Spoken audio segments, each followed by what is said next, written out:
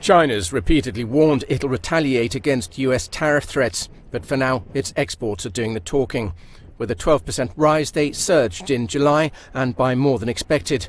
Exports to the US were up over 11%. As for its US trade surplus, that was down but only marginally from June's record levels.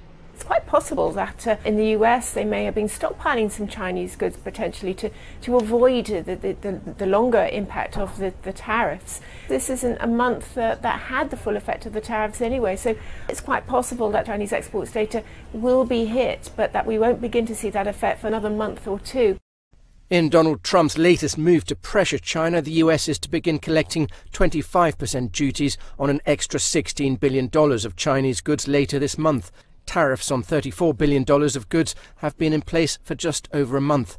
The latest round includes semiconductors in a broad range of electronics, plastics, chemicals and railway equipment. China says it can weather the tariff storm, but it shows little sign of abating yet.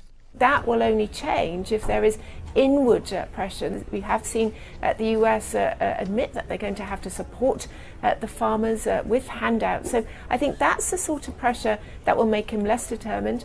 Right now it seems that he is extremely determined to go through with these tariffs.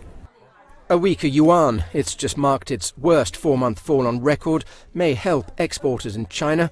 But in a sign there may be more difficulties ahead, a private survey last week found that the business outlook among Chinese services firms in July was the second weakest on record.